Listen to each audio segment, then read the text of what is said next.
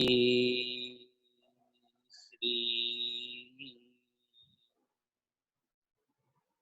गणेशाय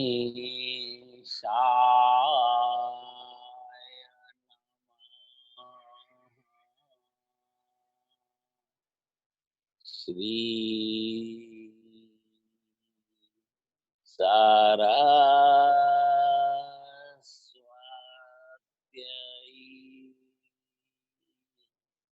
नमः।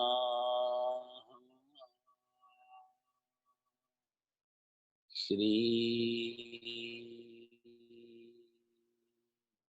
गुरुभ्यो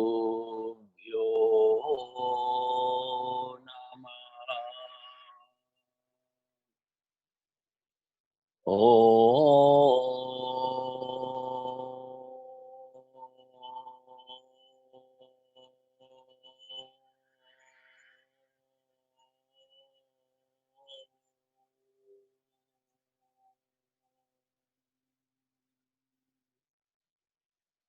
ओम नमो भगवते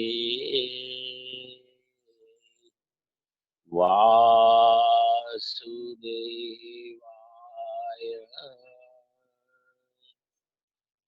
श्री गोवर्धननाथ की जय। गिरिराज धरण की जय। द्वारिकाधीश की जय। श्री बालकृष्णलाल की जय। सद्गुरुदेव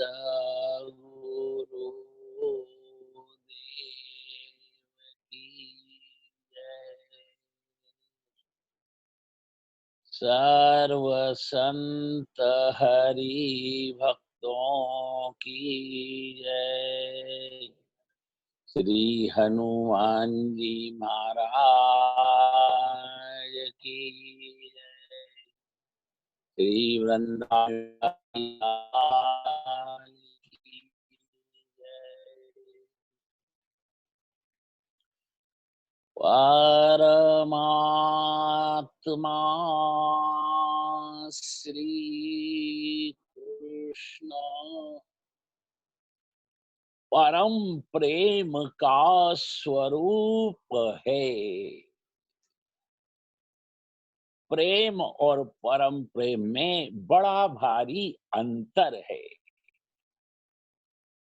जहां मानव मानव से कोई स्वार्थ रखकर प्रेम करता है, वो परम प्रेम का स्वरूप नहीं, प्रेम का स्वरूप है।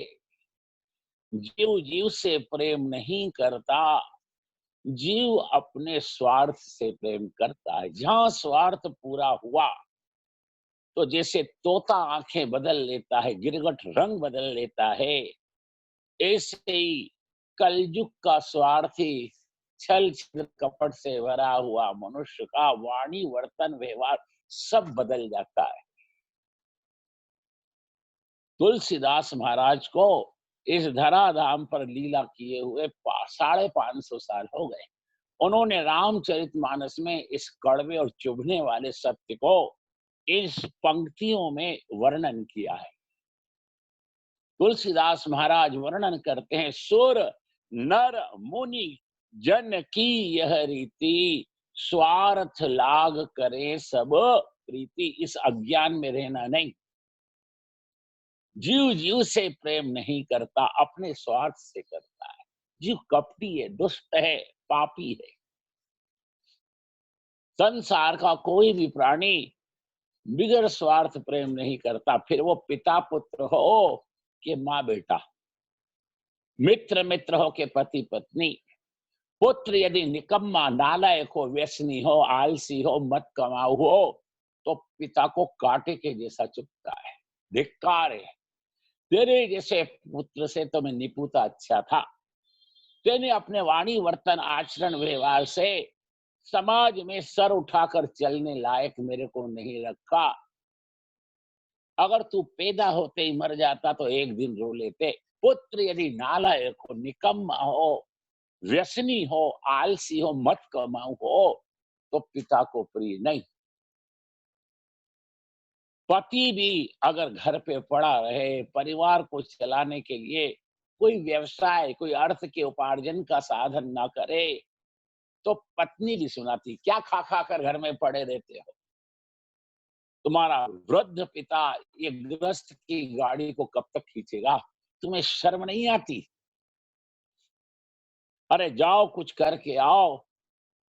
तुम्हारे माता पिता तुमसे तो कुछ नहीं बोलते, मेरे को टांटिंग करते हैं। ध्यान दो।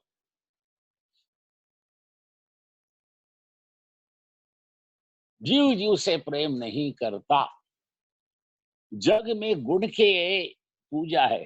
ध्यान दो, व्यक्ति की पूजा नहीं।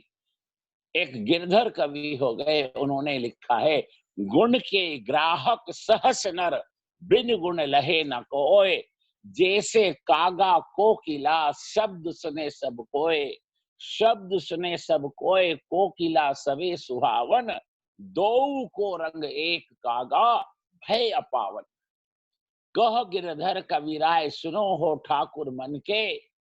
बिन गुण लहे न कोय, सहस्त्र गुण ग्राहक गुण के। ध्यान दो, नाम को काम जिंदा रखता है। व्यक्ति की पूजा नहीं, गुणों की पूजा है।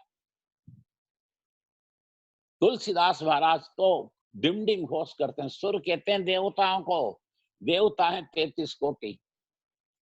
वो देवता भी इनसे स्वार्थ प्रेम नहीं करते। ध्यान दो, नर किसको कहते हैं? 90 करोड़ में एक नर। 11 अक्षोहिणी सेना कौरवों की, 7 अक्षोहिणी सेना पांडवों की। 90 करोड़ हैं दोनों मिलाकर। उसमें एक नर है, अर्जुन। नर स्तर का, नर कोटि का भी साधक। भगवान ने जिसको मित्र माना, जो द्रोणाचार्य का सबसे श्रेष्ठ लायक शिष्य है, वो नर है। वो नर भी निस्वार्थ प्रेम नहीं करता। सूर नर। अब आया तीसरा नंबर, मुनि का। मुनि किसको कहते हैं? जो जीभ से मौन रखता है। ये साधारण मौन है। 5 ज्ञानेंद्रियां, छठा मन, 7वीं बुद्धि और 8वां चित्त। इन 8 अंगों से जो मौन रखे उसको अष्टांग मौन कहते हैं। जो मौन रखता है उसको मुनि कहते हैं। ध्यान दो, मुनि की श्रेणी में कौन होता है? नारद मुनि, दुर्वासा मुनि, अगस्त मुनि, देवल मुनि, असित मुनि, मुनि अंगिरा मुनि।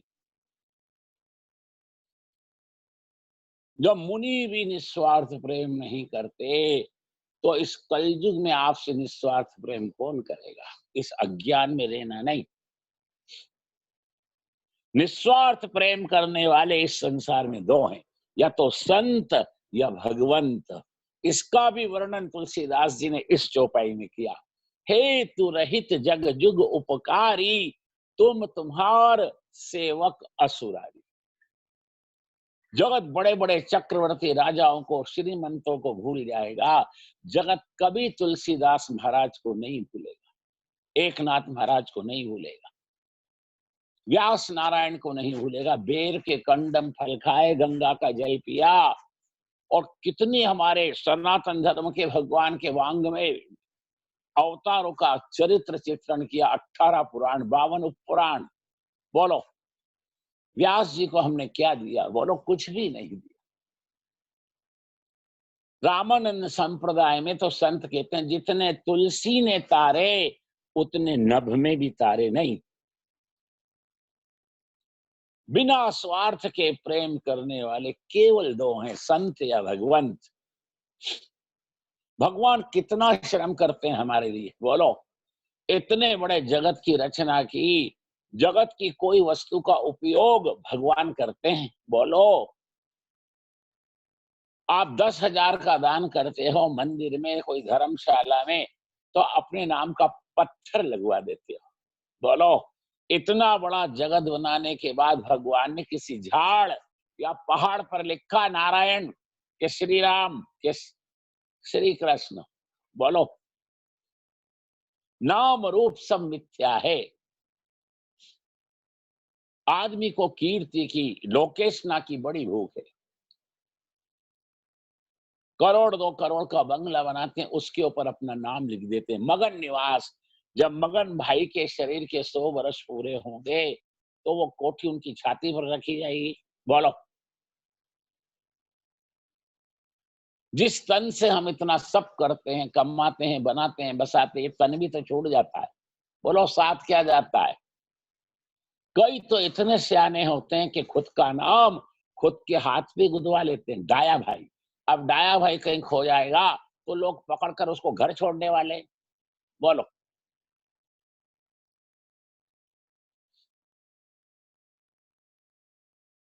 निस्वार्थ प्रेम भगवान करते हैं। दिन में सूर्य बन के चमकते हैं। सूर्य जब पूर्व दिशा में प्रकट होते हैं, सृष्टि का एक एक प्राणी अपने अपने कार्य में संलग्न होता है, सृष्टि का संचालन शुरू होता है।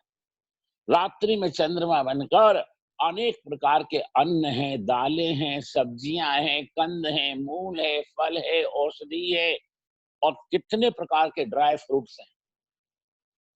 भगवान चंद्रमा बनकर सबको पुष्ट करते हैं। चंद्रमा में अमृत है, अमृत से पुष्टि होती है। आप खाते हो, भगवान वैश्वानर नाम की अग्नि बनकर आपके खाए हुए भोजन को पचाते हैं। 4 प्रकार का भोजन करते हो, भक्ष भोज्य चोष्टुले। गीता में क्या कहा अर्जुन? जीव खाता है, जीव का खाया मैं पचाता हूं। अहम वैश्वान नरो भूत्वा, मैं वैश्वानर नाम की अग्नि बनकर जीव के खाए हुए को पचाता हूँ। प्राण अपान समान युक्ता पचाम्य अन्नम चतुर्विहुम गीता। देश काल परिस्थिति, धरती धर्म 33 कोटि देवता के आह्वान पर जब धरती पर पाप बढ़ जाता है, असुर बढ़ जाते हैं, धरती रसातल में जाने की तैयारी करती है, जब सब त्राही माम करके भगवान को पुकारते हैं, भगवान देश काल परिस्थिति के अनुसार अवतार लेते हैं। दुष्टों का दलन, धर्म की स्थापना, भक्तों को लीला करके आनंद देते हैं। बोलो, भगवान की छवि तो आपने यही रखी है कि भगवान तो स्वर्ण सिंहासन पर बैठे हैं। भगवान जैसा श्रम कौन करता होगा? किष्किंधा कांड में भगवान ने क्या कहा? हनुमान, ये सारा संसार, ये चर और अचर सारा ब्रह्मांड, ये भगवान का स्वरूप और मैं सेवक हूँ। जो स्वामी है वो सेवक बन गया, और वास्तव में भगवान से बढ़कर सेवक कौन है? बोलो। आपके शरीर को शक्ति, इंद्रियों को प्रकाश, अंतःकरण को चेतना कौन देता है? भगवान देते हैं। हनुमान जी से क्या कहा? सो अनन्य जाकी असी मति न ठरे हनुमंत, मैं सेवक सचरा अचर रूप स्वामी भगवान की। सब भगवान है, मैं सेवक हूं। थोड़ा विचार करो, जिस भगवान की कृपा पर, शक्ति पर, चेतना पर आप पग पग पर आश्रित हो, मोहताज हो, उस भगवान के लिए आप क्या करते हो? बोलो। 24 घंटे में से 24 मिनट भी देते हो? बोलो। अर्थ का उपार्जन, आवश्यकता की पूर्ति, शरीर का रक्षण, कुटुंब का पालन, ये तो पशु पक्षी भी करते हैं। सूरी एक बार में 12 बच्चे देती है। ध्यान दो, कुत्ती 6-6 पिल्लों को जन्म देती है। चिड़िया भी अपने चूजों के लिए घोंसला बनाती है। 5-5, 10-10 किलोमीटर दूर जंगल में जाती है, और उसका चूजा आसानी से निगल ले, ऐसे छोटे छोटे दाने चोंच में भर कर लाती है। आप अगर कमा कर बच्चों को खिलाते हो, पढ़ाते हो, लिखाते हो, उनका पालन पोषण रक्षण करते हो, कोई नवाई नहीं करते। चिड़िया चूजे के मुंह में अपनी चोंच से दाने डाल के खिलाती है, और जहां चूजा बड़ा हुआ वो माता पिता का त्याग करके उड़ जाता है, वो अपनी जोड़ी बना लेता है। चिड़ा चिड़ी उसके माँ बाप रोते नहीं है। हम तो अपनी संतान का पालन पोषण इसलिए करते हैं कि बुढ़ापे में सेवा करेगा, बीमार हो जाऊंगा तो दवा करेगा, शरीर नहीं चलेगा बुढ़ापे में तो कमा के भी खिलाएगा, मर जाऊंगा तो हड्डी गंगा जी में ले जाएगा, मेरा उद्धार करेगा। कितना स्वार्थ रखते हैं बोलो। कुत्ती 6-6 पिल्लों को जन्म देती है, और जब पिल्ले बड़े हो जाते हैं, आप रोटी का टुकड़ा डालो वो माँ को खाने नहीं देते, भौ भौ करके ढोकते हैं, माँ से टुकड़ा छीन लेते हैं। वो कितने निष्प्रह हैं, वो कभी आसक्ति नहीं रखते, और हम तो कितनी आसक्ति रखते हैं, बोलो। जीव जीव से कहाँ प्रेम करता है, जीव अपने स्वार्थ से प्रेम करता है। और जो हमारे स्वार्थ रूपी कसौटी पर खरा नहीं उतरता, उसका हम त्याग कर देते हैं, उसके प्रति उपेक्षा का भाव हो जाता है, सहयोग की जगह हम उसका विरोध करते हैं। संसार के सभी संबंध प्रेम का स्वरूप है, परम प्रेम का स्वरूप नहीं। परम प्रेम तो भगवान करते हैं। हेतु रहित जग जुग उपकारी, तुम तुम्हार सेवक असुरारी। ऐसे भगवान के नाम धाम रूप लीला का आप आश्रय नहीं लेते। एक दिन सब छोड़ना है, ध्यान दो। जो जो है वो भी छूटना है, तो फिर बढ़ाते क्यों हो? इस संसार में सिक्का चलता है, ये चलता है, उस धाम में ये चलता है, भगवान का नाम, गुरु मंत्र का जप, जप सत्कर्म। देश बदलने से द्रव्य बदल जाता है। जिस तरह धन का संचय करते हो, सत्संग सुनते हो, शास्त्र संग करते हो, संत संग करते हो, आज से थोड़ा थोड़ा संचय धर्म का भी करो। धर्म इस लोक में, धर्म परलोक में साथ जाएगा।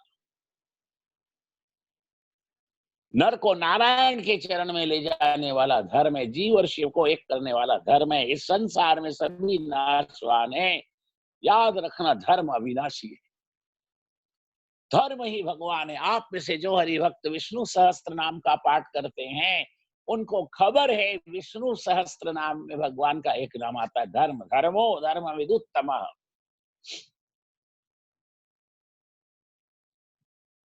विदुर जी परमात्मा से कितना प्रेम करते हैं। उद्धव जी गए बद्रिकारण्य के लिए, राधा रमन बिहारी को प्रणाम किया, यमुना जी को प्रणाम किया, ब्रजरज कपाल पर धारण की, और वे परम भागवत महात्मा विदुर अब ब्रज से गंगा द्वार हरिद्वार के लिए प्रस्थान करते हैं। चलते चलते चलते चलते 3-4 दिवस में वो हरिद्वार की सीमा में प्रवेश करते हैं। हरिद्वार में कुशावर्त नाम का घाट है, जहाँ मृतकों के आज भी पिंड होते हैं, कर्म कांड होता है, अस्थि विसर्जन की जाती है, अस्थि का पूजन होता है। वहां पर 10,000 वर्ष तक एक टांग से खड़े होकर परम अवधूत दत्तात्रेय महाराज ने तप किया। वो दत्तात्रेय की तप स्थली है। और विदुर जी ने यहीं बैठकर भागवत की निवृत्ति परंपरा के अंतर्गत महर्षि मित्र से कथा सुनी।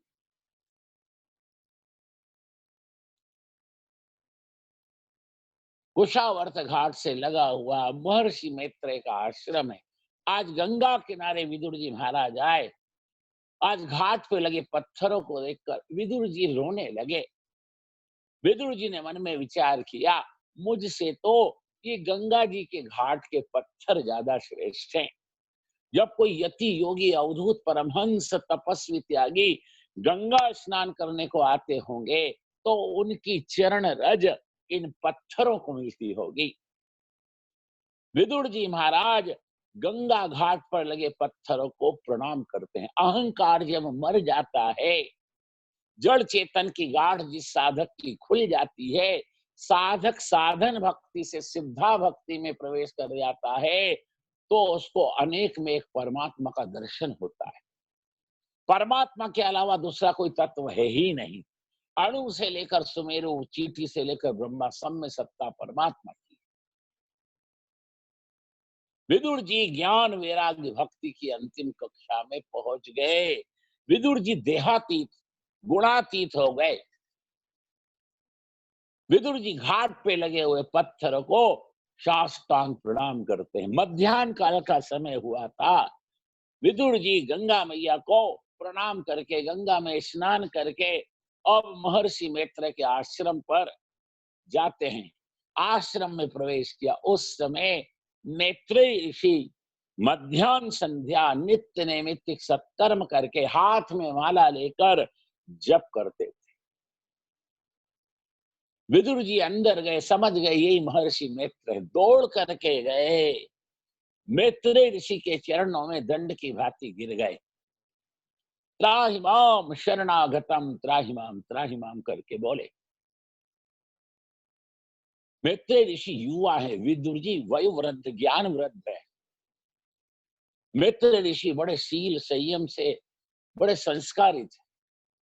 उन्होंने कहा, अरे महात्मन, मैं तो आपका बालक हूँ, आप मेरे पिता तुल्य हो, आप वयोवृद्ध हो, लगता है ज्ञान वृद्ध भी हो। इतना वही झुक सकता है जिसमें भगवान की असीम कृपा हो। जिस डाल में फल लगते हैं वो झुकती है, क्योंकि विद्या बिना विनय नहीं आता। आप इतने विनयी हैं। हे महाराज, आप कौन हैं? मैं आपको पहचान नहीं सका। विदुर जी उठते हैं, हाथ जोड़ते हैं। विदुर जी ने कहा, मैं दासी पुत्र विदुर हूं। क्या आप विदुर जी महाराज हो? कि हाँ, मैं दासी पुत्र विदुर हूं, मेरा प्रणाम स्वीकार करो। मैत्रेय ऋषि ने कहा, नहीं नहीं महाराज, आप दासी पुत्र विदुर नहीं हो। आपकी कृपा से मैं आपके स्वरूप को जानता हूं।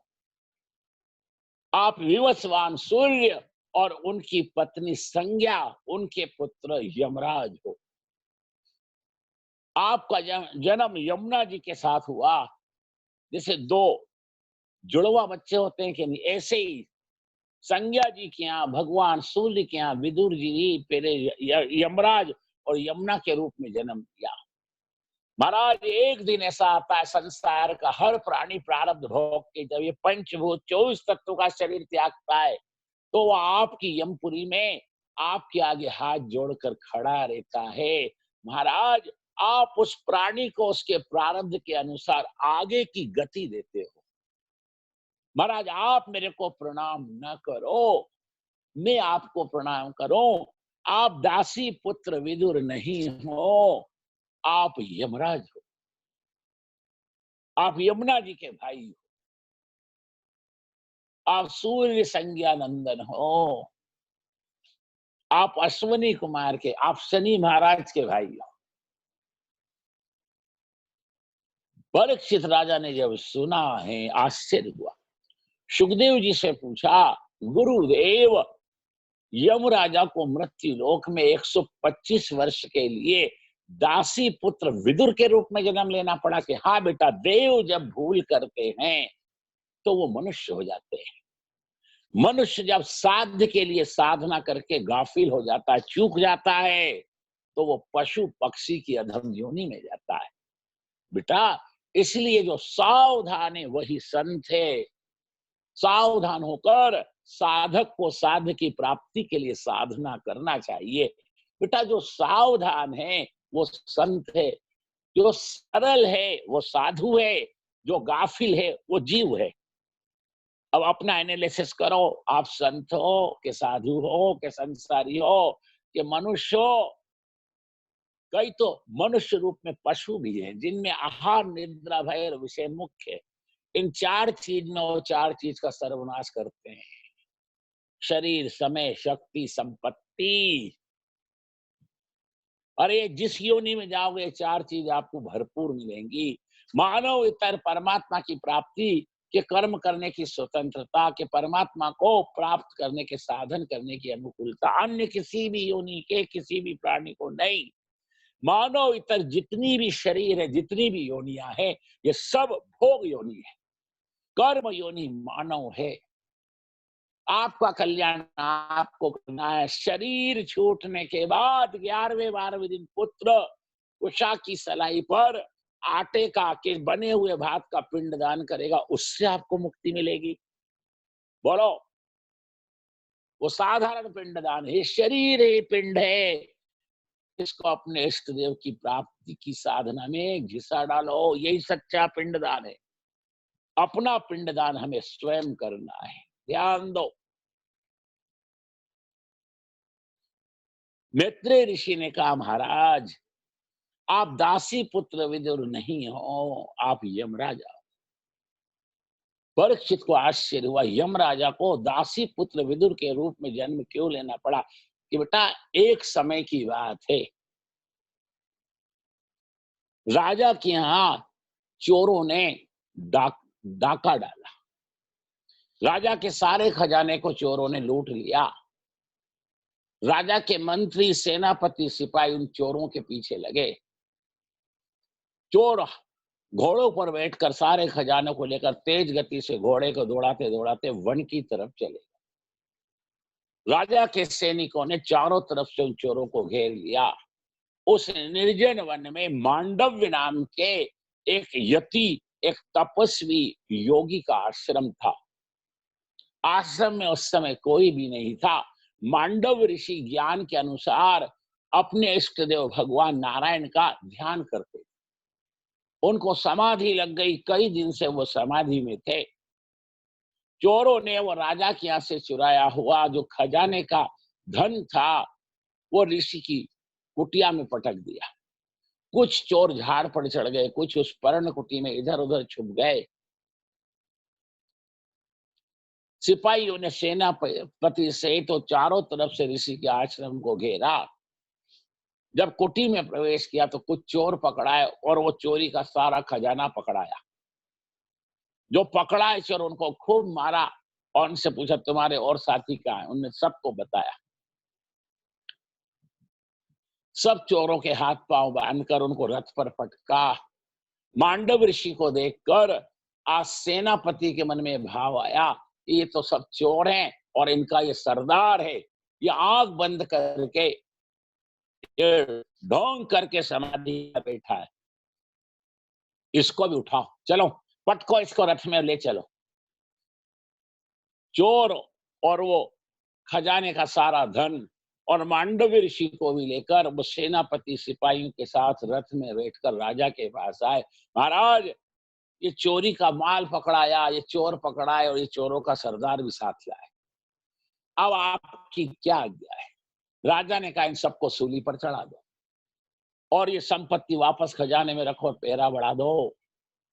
राजा की आज्ञा से सब चोरों को सूली पर लटका दिया। सूली प्रवेश करने से सब चोर तड़प तड़प कर 2.5-3 घड़ी में मर गए। मांडव ऋषि को देखकर कहा इस चोरों के सरदार को क्या, कि जो इनकी सजा हुई सरदार की सजा, इसको भी सूली पर चढ़ाओ। मांडव ऋषि को सूली पर चढ़ाया। 3 दिन तक मांडव ऋषि योग बल से सूली पर बैठे रहे। सूली का प्रवेश मांडव ऋषि के शरीर में नहीं हुआ। जो चोर थे वो सब मर गए। सिपाहियों ने महाराज से कहा महाराज महाराज चोर तो सारे मर गए, जिसको हमने चोरों का सरदार समझा वो चोरों का सरदार नहीं, वो तो कोई यति है, कोई तपस्वी है। 3 दिन हो गए वो सूली पर बैठे हैं, सूली का प्रवेश उनके शरीर में नहीं हुआ। तो अरे मूर्खो, ये तुमने क्या अनर्थ किया। जब भी उनकी समाधि पूरी होगी इस अपराध के लिए वो मेरे को शाप देंगे, मेरा पतन हो जाएगा। राजा दौड़ता हुआ सेनापति महामंत्री को लेकर आया।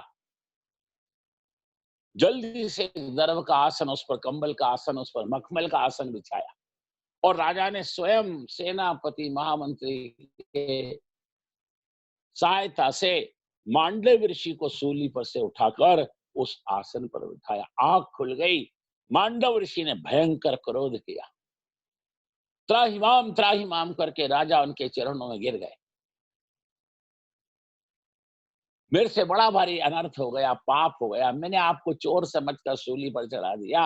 ये जितने चोर थे सब मारे गए। ये मेरे राज्य का कोष, खजाना, उसकी संपत्ति लेकर भागे। महाराज, इन्होंने अपनी जान बचाने के लिए सारा चोरी का माल आपकी पर्णकुटी में रख दिया। मैं अधम जीव हूं, मैंने भी आप पर संशय किया। मैंने समझा ये सब चोर आप इनके स्वामी, इसलिए मैंने इस सूली पर चढ़ा दिया। आप मेरे इस अपराध को क्षमा करो। कि जा राजन, तेरे को मैंने क्षमा किया, पर प्रत्येक साधक के भाग्य में सुख और दुख वो विधाता लिखता है, वो यमराज लिखता है।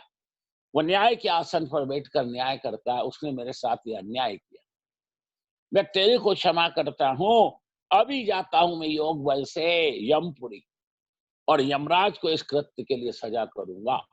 धरती से यमपुरी 99,000 योजन दूर है। ध्यान दो, ये भारत का कैसा ऋषि है। 96 मिनट 4 घड़ी में मांडव ऋषि योग बल से 99,000 योजन की दूरी पार करके दक्षिण में यमपुरी दक्षिण दिशा में यमपुरी में गए। उस समय यमराज पंचभौतिक कलेवर से संयुक्त मांडव ऋषि को देखकर घबरा गए। मेरी यमपुरी में तो इस स्थूल देह से कोई आता ही नहीं। ये भरत खंड का कैसा तपस्वी यति योगी है, आज ये सशरीर मेरे यमपुरी में आया। यमराज ने अपने सेवकों से कहा, जाओ पूजा का थाल लाओ, महाराज की पूजा करना है। क्या रे मूर्ख, तेरे हाथ की पूजा लेने नहीं आया, तेरे को सजा करने आया। ये महाराज मैंने क्या अपराध किया, कि बता मैंने क्या अपराध किया जिसके कारण मुझे 3 दिन तक सूली के ऊपर बैठा रहना पड़ा। ये तो भगवान नारायण की कृपा थी। मेरे पास धर्म बल, धन बल था, वो सूली मेरे शरीर में प्रवेश नहीं कर पाई। नहीं तो जैसे वो चोर मरे ऐसे मैं भी मर जाता। बता मैंने ऐसा क्या पाप किया कि महाराज बैठो, शांति से बैठो, मैं बताता हूँ। अरबों खरबों लोगों के प्रथम जन्म से लेकर इस जन्म तक के कायिक वाचिक मानसिक कर्मों का हिसाब किताब मेरे को रखना पड़ता है। आज यमराजा ने चित्रगुप्त से कहा, उनके मंत्री हैं, चित्त की जो गुप्त बातें जाने उसको चित्रगुप्त कहते हैं। यमराज ने अपने मंत्री चित्रगुप्त से कहा, जाओ इनके कर्म के विपाक का वो खाता है, वो रजिस्टर है, वो लेकर आओ। ये कंप्यूटरीकरण था हुआ, पहले बैंकों में सबके खाते रहते थे, लेजर में वो खाते का पन्ना लगा रहता था, आप जमा करो कि निकालो, वो कर उसमें से जमा नामा किया जाता था, जब कंप्यूटरीकरण नहीं था।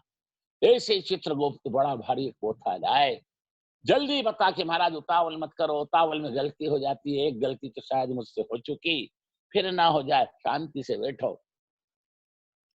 मांडव ऋषि के कर्म के कोष का उस रजिस्टर में से जब उन्होंने देखा, तब कहा, महाराज आपने एक अपराध किया। कि क्या अपराध किया बता। कि जब आप 3 वर्ष के थे तब खेलते खेलते एक दिन आपने बमूल का कांटा लिया लंबा, और एक पतंगिया के पेट में उस कांटे को घुसेड़ दिया। वो तड़प तड़प के कांटा लगने से शरीर में मर गया। आपने ये पाप किया। वो 3 घंटे तड़पा, इसलिए आपको 3 दिन तक उस पाप के लिए सूली पर लटकना पड़ा, बैठना पड़ा। कि यमराज, तूने निर्णय सिंधु, धर्म सिंधु, ज्ञान सिंधु नाम के ग्रंथों को देखा है? देख, मंगा चित्रगुप्त जी से बोल, वो लेकर के आए, और उसमें देख, और फिर मुझे जवाब देना। ये क्या देखूं, आप बताओ। तो फिर सुन, बालक बाल्य अवस्था में, अज्ञान अवस्था में, अबोध अवस्था में जो भी पाप करता है, तो उस बालक को उस पाप की सजा स्वप्न में दी जाती है। तूने मेरे को प्रत्यक्ष सजा दे दी। अगर मेरी बात पर विश्वास हो तो सुन ले, और नहीं तो मंगा निर्णय सिंधु, जिसमें सब निर्णय है। निर्णय सिंधु नाम का ग्रंथ चित्रगुप्त जी ने आकर यमराज को दिया। यमराज ने जब देखा, कान पकड़ लिया, मुझसे बड़ा भारी अनर्थ हो गया। जो सजा मैंने आपको सपने में देना थी, वो प्रत्यक्ष दे दी। कि न्याय के आसन पर बैठकर तू अन्याय करता। ये तो मेरी सामर्थ्य थी कि मैं मृत्यु लोक से शरीर तेरी यमपुरी में आ गया। कोई छोटा मोटा साधक होता तो वो बेचारा निर्दोष होकर भी दोषी समझकर यह अपराध भोगता। तू कैसा न्यायाधीश है?